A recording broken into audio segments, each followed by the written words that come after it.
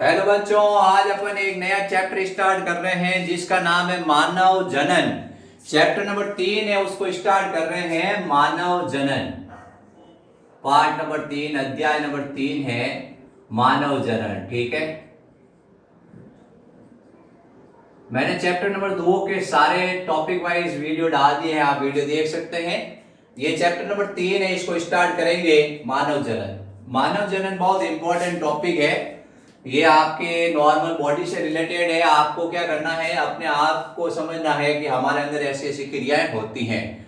आपको क्या करना है, समझना है कि इस तरह से क्या हो रहा है मेरे अंदर। ठीक है, तो मानव जनन में क्या करते हैं, सबसे पहले इस टॉपिक के, इस पार्ट के अंदर क्या क्या टॉपिक है उनके ऊपर अपन थोड़ा लिख देते हैं। सबसे पहले है नर जनन तंत्र। सबसे पहले अपन नर जनन तंत्र है उसका अध्ययन करेंगे।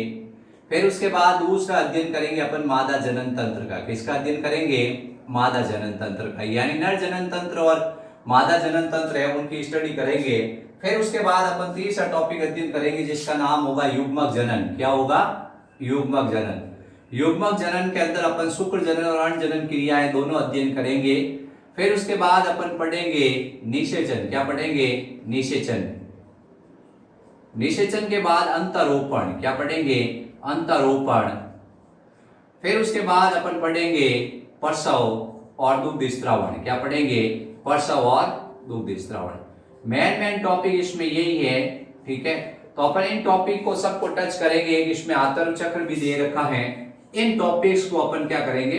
टच करेंगे। ठीक है, और बहुत ही आपको क्या है, लाइन से लाइन बताया जाएगा। आपको क्या करना है, सिर्फ वीडियो देखना है, आपको याद ऑटोमेटिक होता जाएगा। ठीक है, तो अपन नर जनन तंत्र, मादा जनन तंत्र, युग्मक जनन, निषेचन, अंतरोपण, प्रसव, दुग्ध स्त्रावण, आतर्व चक्र, इन सब घटनाओं को धीरे धीरे अध्ययन करेंगे।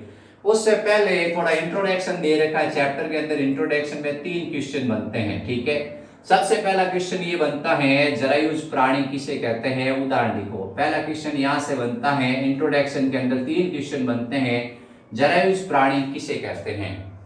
दूसरा क्वेश्चन बनता है, जरायुज प्राणी के आगे लिखा होगा सजीव प्रजनन। क्या लिखा होगा?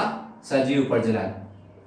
फिर अगला दूसरा क्वेश्चन दे रखा है कि जो मनुष्य होता है, मनुष्य में कोरक किस प्रकार का होता है? मनुष्य में कोरक किस प्रकार का होता है? यहां से दूसरा क्वेश्चन बनता है। ठीक है, तीसरा क्वेश्चन ये बनेगा कि युग्मक जनन की क्रिया से, जो शुक्र जनन और युग्मक जनन की क्रिया नर और मादा में कब बंद होती हैं? युग्मक जनन की क्रिया नर और मादा में कब बंद होती है?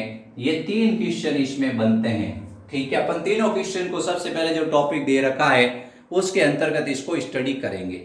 तो सबसे पहला क्वेश्चन अपने सामने टारगेट आ गया कि जरायुज प्राणी किसे कहते हैं? ऐसे प्राणी जो अपने समान शिशु विकसित करते हैं, शिशु उत्पन्न करते हैं। ऐसे प्राणी जो अपने समान क्या करता है, अपने समान पूर्ण विकसित शिशु को जन्म देते हैं, अपने समान पूर्ण विकसित शिशु उत्पन्न करते हैं, अपने समान पूर्ण विकसित शिशु उत्पन्न करते हैं, उन्हें कहते हैं जरायुज प्राणी। क्या कहते हैं? जरायुज प्राणी। अब दूसरे होते हैं अंडज। आपने देखा होगा मुर्गी क्या करती हैं? अंडे देती है। ऐसे प्राणी जो क्या करते हैं? अंडे उत्पन्न करते हैं, उन्हें कहा जाता है अंडज। ये ध्यान रखना। मनुष्य कैसा प्राणी है? जरायुज प्राणी है। गाय भैंस को आपने देखा होगा कैसे प्राणी है? जरायुज प्राणी है। बकरी है, वो कैसे प्राणी है? ऐसे प्राणी जो अपने समान पूर्ण विकसित शिशु उत्पन्न करते हैं, उन्हें कहते हैं जरायुज। समझ गए? अब इसके बाद में इसमें एक और क्वेश्चन बनता है, लैंगिक द्विरूपता किसे कहते हैं? लैंगिक द्विरूपता का मतलब ये होता है, बाह्य लक्षणों के आधार पर आप नर और मादा प्राणी में अंतर कर सको। जब बाह्य लक्षणों के आधार पर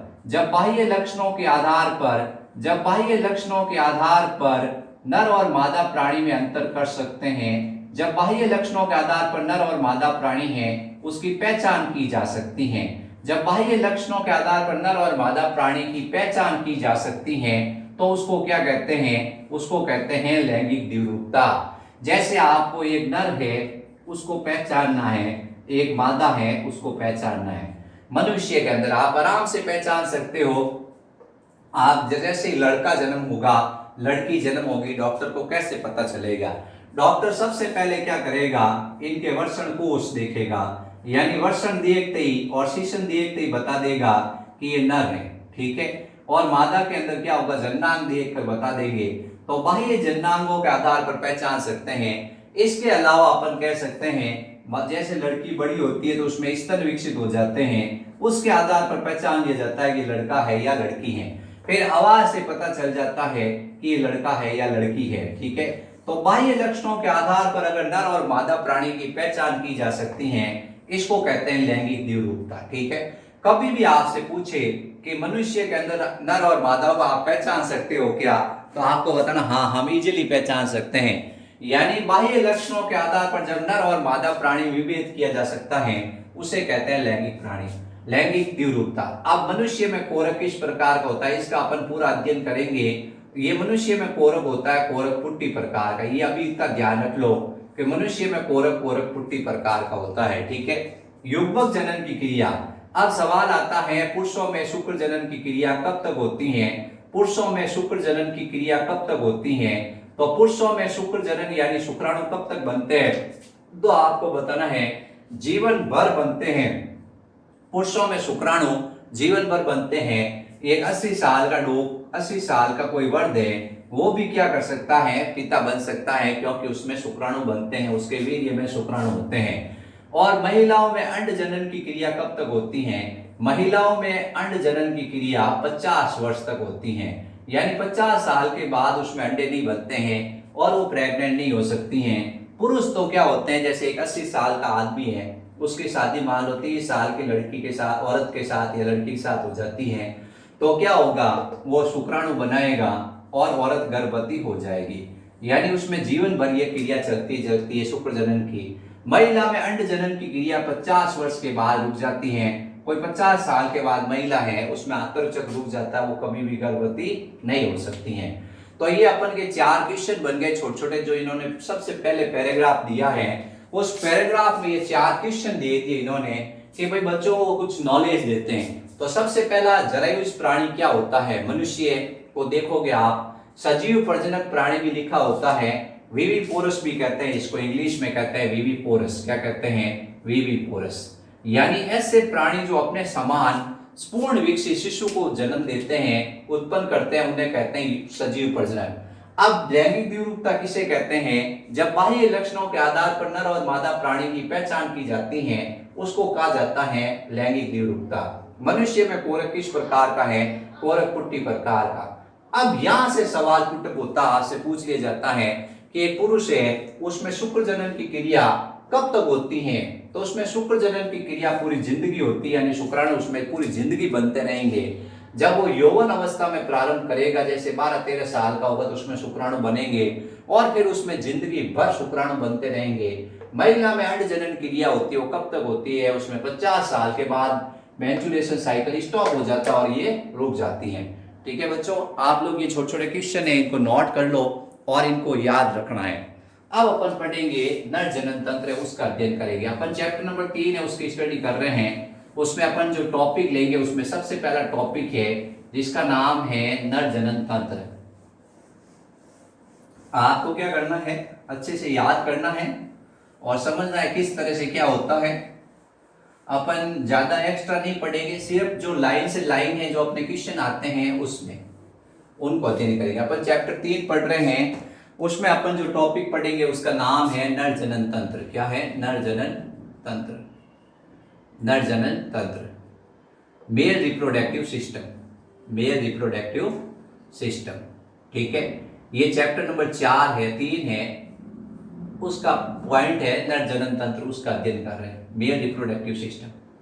सबसे पहले तो आपको नर जनन तंत्र है उसके बारे में आपको बताते हैं।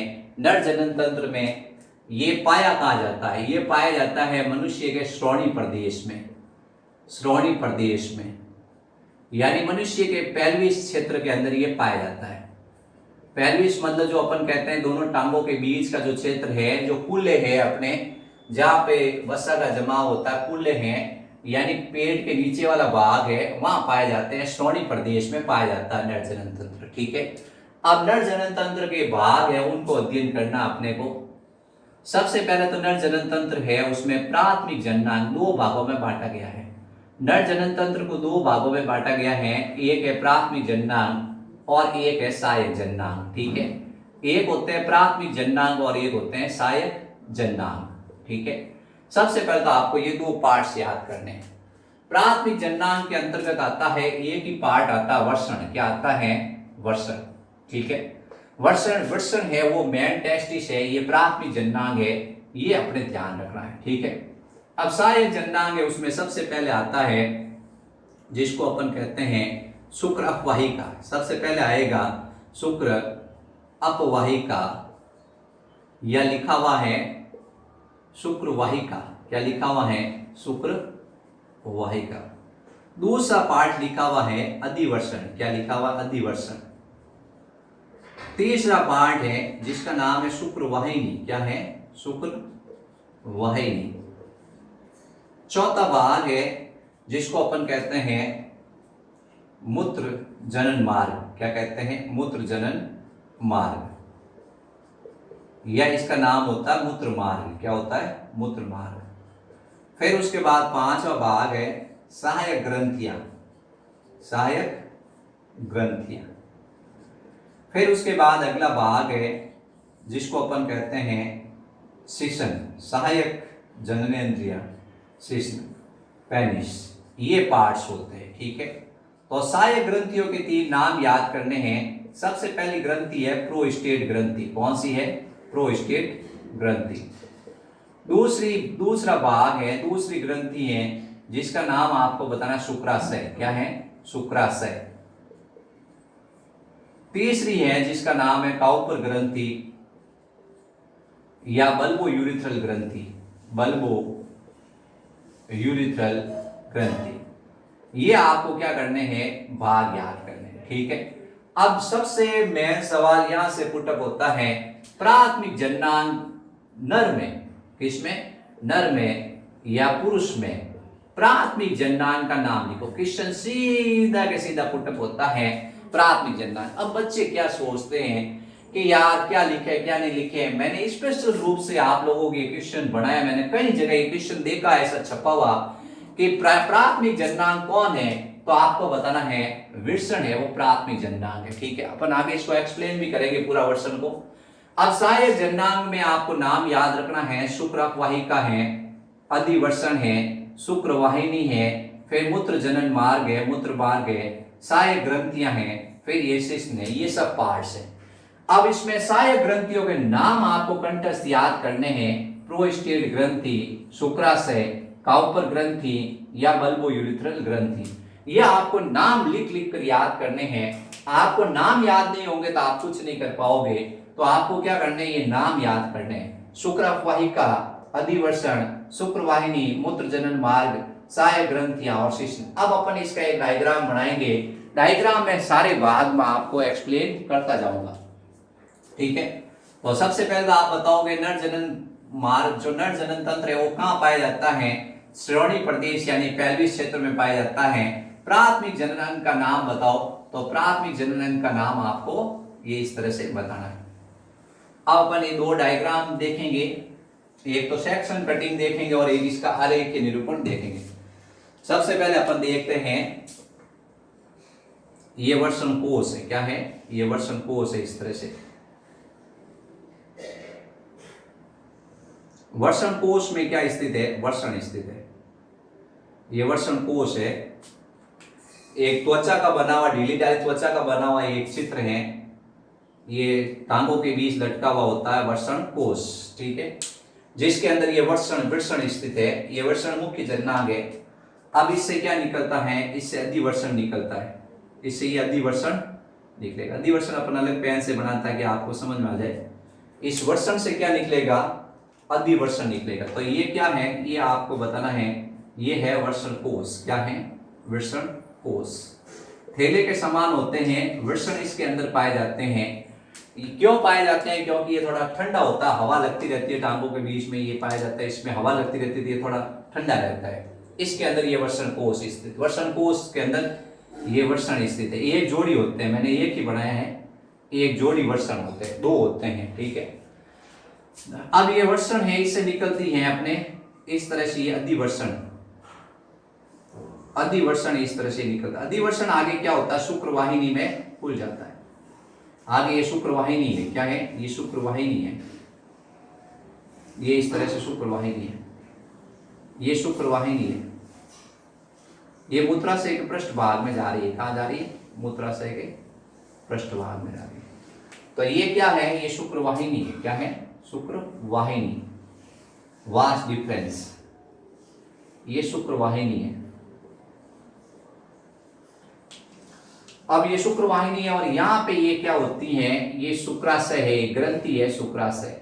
कौन सी ग्रंथि है, शुक्राशय, शुक्राशय ये ग्रंथि है, ठीक है। लाल रंग की आपको दिख रही है शुक्राशय। तो ये क्या, शुक्रवाहिनी है, 45 सेंटीमीटर लंबी है ये लगभग, ये यहां से अधिवर्षण है, इस अधिवर्षण लिखते हैं, अधिवर्षण, अधिवर्षण, वर्षण से एक कुंडली नली निकलती है, वर्षण से एक कुंडली नली निकलती है जिसको अपन कह रहे हैं अधिवर्षण। क्या कह रहे हैं, वर्षण से इस तरह से कुंडली नली निकलती हैं जिसको कहते हैं अधिवर्षण, ठीक है। और भी डायग्राम है ये अपने एक और कोर्स में, उससे और भी क्लियर हो जाएगा आपके। अधिवर्षण आगे क्या हो गया, शुक्रवाहिनी में खुला, शुक्रवाहिनी आगे जाके क्या, शुक्राशय के साथ मिलता है और दोनों मिलकर एक नली बनाते हैं। इस नली का नाम होता है स्खलनी नली। दोनों मिलकर जो ये शुक्रवाहिनी है, क्या है, शुक्रवाहिनी भी थोड़ी फूली भी बनाते हैं, अंतिम सिरा में फूला होता है, जो फूला हुआ होता है थोड़ा फूला हुआ बनाते हैं इसको भी, यहाँ पे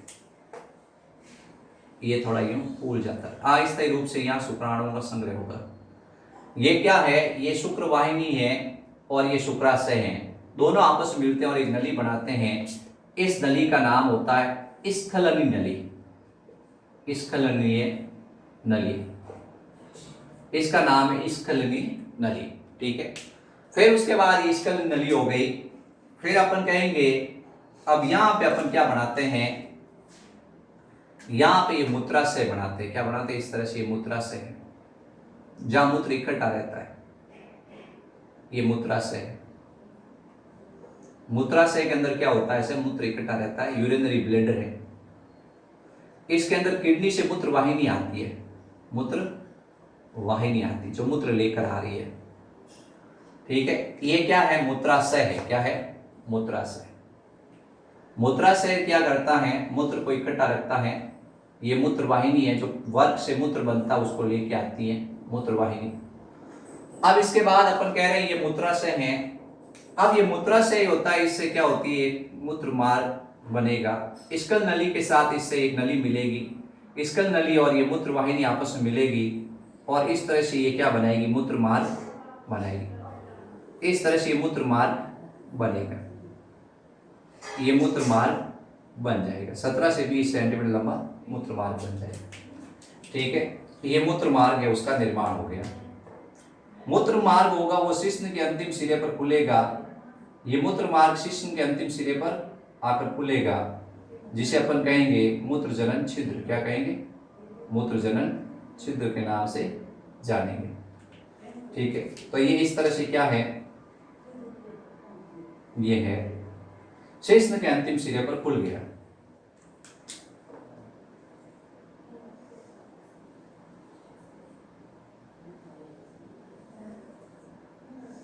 यहां पे पीछे क्या होता है, मूत्र मलाशय होता है जहां मल इकट्ठा रहता है और ये गुदा है, ठीक है।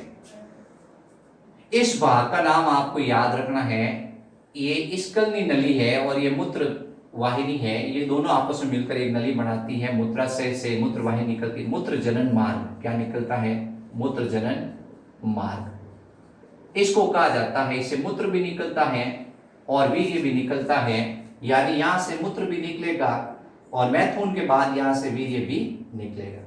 मूत्र जनन मार्ग या इसको कहा जाता है मूत्र मार्ग, क्या कहा जाता है, मूत्र मार्ग, ठीक है, ये ध्यान रखना है।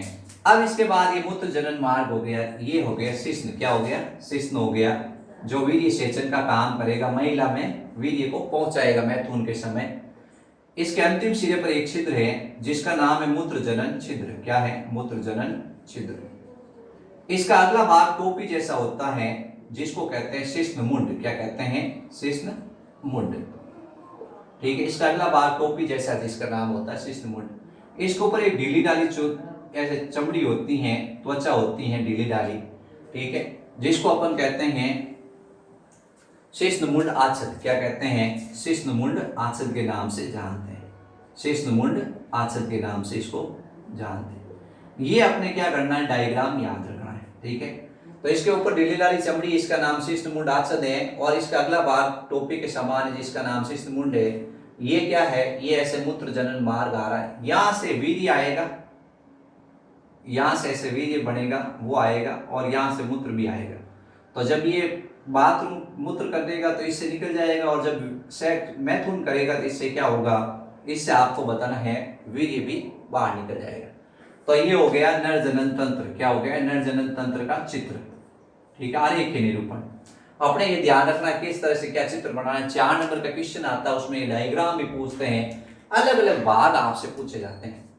आपको पूछा जाता है वर्षण, वर्षण कोश, फिर उसके बाद में है अधिवर्षण, अधिवर्षण यहाँ पे है, फिर शुक्र वाहिनी है, फिर ये शुक्राशय है। अब इसमें मैंने 2 ग्रंथियां नहीं बताई है।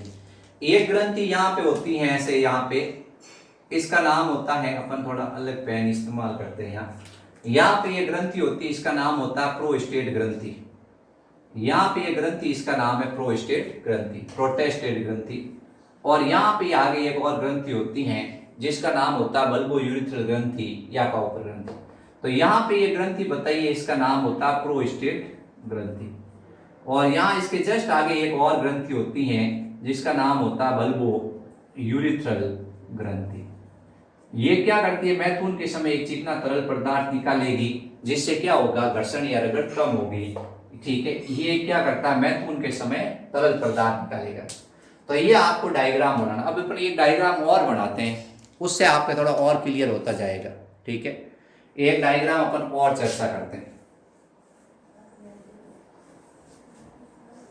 अपन क्या करेंगे, 2 डायग्राम है उसकी स्टडी करेंगे। तो दोनों डायग्राम से आपको अलग अलग भाग समझ में आ जाएंगे कि नर जनन तंत्र के कौन कौन से भाग होते हैं, उनको अपन समझ लेंगे। नर जनन तंत्र के अलग अलग भागों को अपन समझ लेंगे। तो नर जनन तंत्र का अपन एक और डायग्राम बना रहे हैं। ये वर्षण कोश बनाएंगे, क्या बनाएंगे, वर्षण कोश। इस वर्षण कोश के अंदर क्या होंगे, वर्षण स्थित होंगे।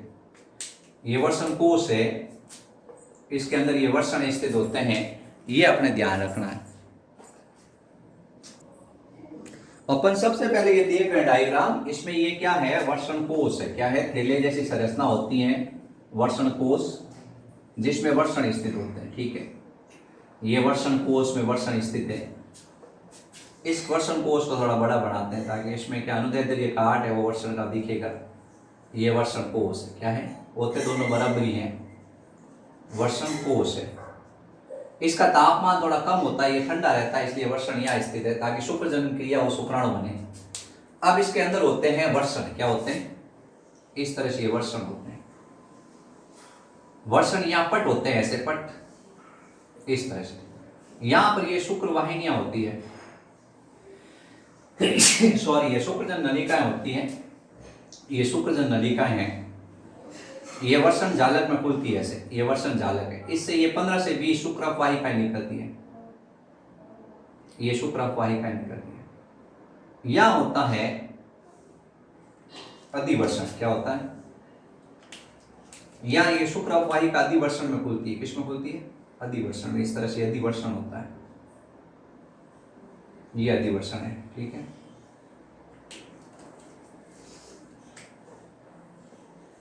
ये क्या, शुक्राप वाहिका यहाँ वर्षण के शीर्ष भाग से निकलती है बाहर।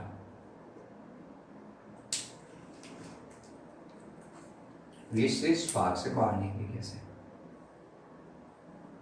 ये शीर्ष भाग से बाहर निकलेगी। ये होगा अधिवर्षण, क्या होगा, यूं अधिवर्षण होगा, कोमा आकार, यू आकार का। फिर अधिवर्षण के बाद ये होगी शुक्र वाहिनी, क्या होगी, शुक्र वाहिनी। इस तरह से शुक्र वाहिनी है, क्या है, शुक्र वाहिनी। इधर से भी क्या होगा, ये अधिवर्षण निकलेगा, क्या निकलेगा, ये अधिवर्षण, ये अधिवर्षण निकलेगा, ये अधिवर्षण निकलेगा। फिर ये अधिवर्षण आगे शुक्र वाहिनी में खुलेगा, किसमें खुलेगा, शुक्र वाहिनी में। ये क्या है? शुक्र वाहिनी है। क्या है? शुक्र वाहिनी है। ये क्या है? अधिवर्षण है। क्या है? अधिवर्षण। ठीक है। अब यहां से ये दोनों क्या होते हैं, ये थोड़ा यूं फूल जाता अंतिम भाग, ये थोड़ा यूं फूल जाता अंतिम भाग। ये शुक्र वाहिनी है। शुक्र वाहिनी के किस से आके मिलती हैं? शुक्र वाहिनी या शुक्रा से आके खुलता है। शुक्र वाहिनी में क्या खुलेगा? शुक्राशय। दोनों मिलेंगे, एक नली बनाएंगे, स्कल नली। ये क्या है? ये है शुक्राशय। शुक्राशय आपस में मिलेगा और क्या बनाएगा? स्खलन नली बनाएगा।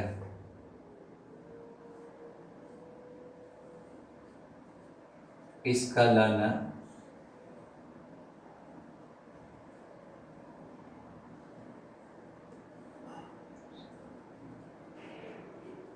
स्खलन नलिका।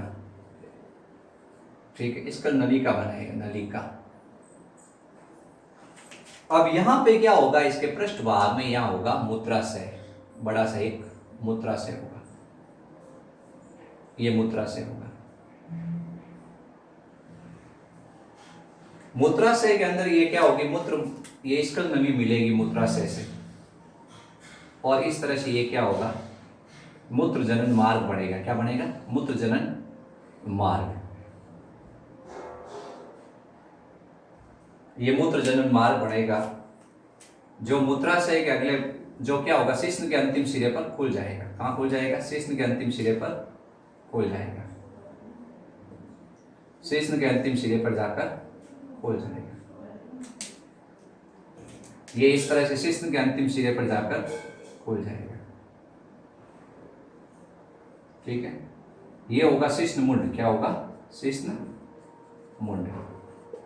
ये होगा मूत्र मार्ग। क्या होगा? मूत्र मार्ग। इसका नाम होगा मूत्र जनन मार्ग। क्या होगा? मूत्र जनन मार्ग। यहां पे एक ग्रंथि होगी जिसका नाम होगा प्रोस्टेट ग्रंथि। प्रोस्टेट ग्रंथि। यहां एक दूसरी ग्रंथि और होगी जिसका नाम होगा काउपर ग्रंथि। काउपर ग्रंथि, या इसका नाम होता है बल्बो यूरिथ्रल ग्रंथि। बल्बो यूरिथ्रल ग्रंथि। ये है प्रोस्टेट ग्रंथि। क्या है? प्रोस्टेट ग्रंथि। ठीक है, ये अपने ध्यान रखना है। ये क्या था? शुक्राशय था। क्या था? शुक्राशय। ये क्या है? मूत्राशय। हरे हरे कलर का दिख रहा है मूत्राशय। ऊपर से यहां मूत्रवाहिनी आती है। मूत्रवाहिनी, मूत्रवाहिनी। ये आपस में मूत्राशय के साथ ये स्खलन नली मिलती हैं, और इस तरह से ये मूत्र जनन मार्ग। ये है मूत्र जनन छिद्र। क्या है? मूत्र जनन छिद्र। इसके ऊपर एक टोपी के समान संरचना है शिश्न मुंड। इसके ऊपर एक ढीली ढाली चमड़ी होती है जिसको कहते हैं शिश्न मुंड आच्छद। क्या कहते हैं? शिश्न मुंड आच्छद। ठीक है, ये दोनों डायग्राम आपको समझ में आ जाएंगे अच्छी तरह से। मैं इसको पूरा एक्सप्लेन करूंगा आगे, वर्षण की संरचना के अंदर किस तरह से क्या होता है वर्षण। तो ये अपने क्या करना, आपको याद करना है। ठीक है बच्चों, अब अपन वर्षण की संरचना उससे ऊपर डिस्कस करेंगे। मेरे हिसाब से आपको डायग्राम बनाना आ गया होगा, समझ में आ गया होगा डायग्राम कैसे बनाया जाता है।